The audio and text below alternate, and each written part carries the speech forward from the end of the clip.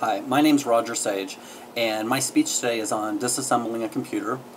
Most people today own computers, and the computers can be actually pretty expensive when the components that are on them need to be replaced or upgraded. While there are many businesses out there that offer this service for a fee, the truth of the matter is the average user can do this themselves. So the first step that we're going to do is to actually remove the cover of this computer. Now, each computer varies model by model, so you'll need to check with the manufacturer to determine the best way to actually remove the cover. This particular computer is an IBM Lenovo, and removing the cover on this is actually pretty simple. There are two buttons on either side of it. We're going to press those in, and actually the cover lifts straight up. Now, inside of the cover, there are some instructions on how to proceed as far as continuing to open this computer up. This particular model, we actually will just lift it straight up, and it opens up to where we can actually see the inside of the computer. So the first thing we're going to do is let's actually go through all of the components that are a part of this computer. We look down here and we actually have the motherboard. Now that's the core of the system. That is the entirety of the computer really is attached to that motherboard. We're not actually going to remove that.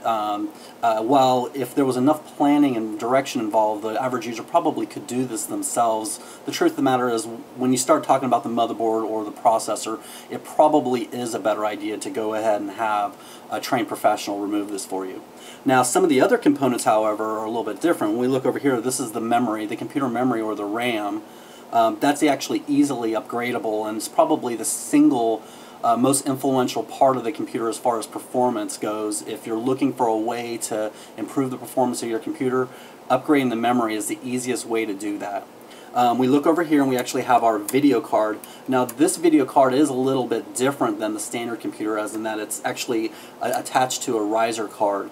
A lot of times the video cards will actually attach directly into the motherboard, where this actually has a riser card that attaches to the motherboard, and then the video card actually slides into that riser card. Over here we have our hard drive, and then over here we actually have our CD-ROM. And there are a few other components like our fan and then the power supply, but we're not going to get into disassembling those components today. So let's start out with probably the easiest component, and that's the RAM.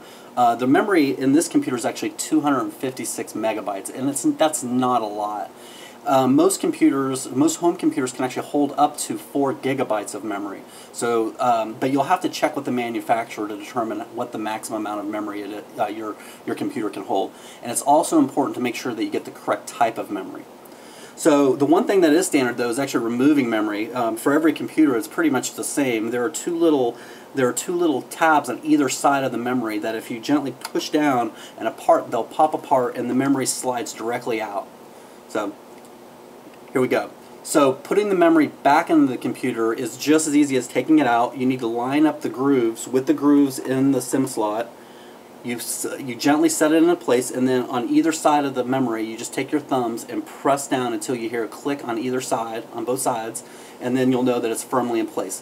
It does take a little bit of pressure to put the memory back in, but you want to be careful not to apply too much pressure, or you'll end up damaging the board or even the system board.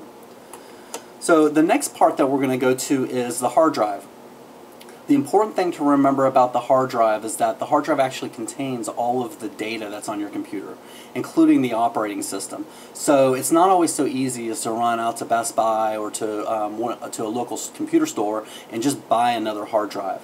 If you buy another hard drive, it's important that you're either familiar with reinstalling the operating system and all of your applications, or you can also get a hard drive from your manufacturer. A lot of times the manufacturers will actually pre-install an image on the hard drive to where all you have to do is actually put the drive back into the computer, and it will be like it was when you first purchased it. So the first thing that we're going to want to do is actually remove the cables of this drive. Now, like anything else that you remove from the computer, as far as the cables go, it's important that you actually make note of where you removed them from, because if you don't plug everything back in the way that it originally was, you can't expect the computer to function correctly, if it functions at all. So what we're going to do is we'll go ahead and remove our data and our power cables. Sometimes these are in pretty tight, so you do have to jiggle them around a little bit. And then we're actually going to remove the cables from any of the cable ties that are on the hard drive. Now this hard drive itself is actually just going to slide straight out, and there you go. The hard drive is removed. Now there are brackets that are actually used to mount this drive, so what we can do is actually remove the bolts from either side, and then whatever new drive that we get, we just place it back into this, and then it slides back into the casing. One thing to remember about drives is that they do come in different types. There are different types of drives. There are IDE drives, SATA drives, and serial drives, so you need to make sure that you check with your manufacturer to determine the type of drive that you have. The next piece that we're going to remove is the CD-ROM. One of the reasons why you may want to remove the CD-ROM is if you want to upgrade it to, say, a DVD player, or you have a CD burner that you like. Now, removing the CD-ROM is almost exactly the same as the hard drive. The one difference, though, for this particular model, this IBM here, to remove the CD-ROM for it, all you have to do is push a button on the front, and the CD-ROM actually pops right out, kind of like you would have for a laptop. And I think that these are actually interchangeable with the Dell laptops. The last component that we're going to remove is the video card. Now, the video card, for folks that like to play a lot of video games, this is an important component. The important thing to remember about the video card is that, especially for a small form factor computer like this, that you get a video card that will fit into that there's actually enough space in the casing for the video card. There are different flavors of video cards. You can get either a PCI Express video card, or an AGP card, or even a PCI card. So once again, you'll need to check with your manufacturer to make sure that you get the correct type of card. So what we're going to do, the first thing we need to do is actually remove the riser card. So there's a little lever I'm going to push up on, and this just slides right out. So we actually have the riser card removed. And then removing the video card is just as simple as removing it from the riser card. So here we go. Here's our video card is removed, and we'll go ahead and set that aside. Now at this point, we've pretty much removed most of the user serviceable parts. I probably would not recommend removing any of the other components, unless of course you're just wanting to replace a cable or something like that. So as you can see, these parts are fairly easy to remove and to replace. So there's no reason to have to ship your computer off to Best Buy and pay some of the expensive fees when a lot of these components are self-serviceable. So thank you very much.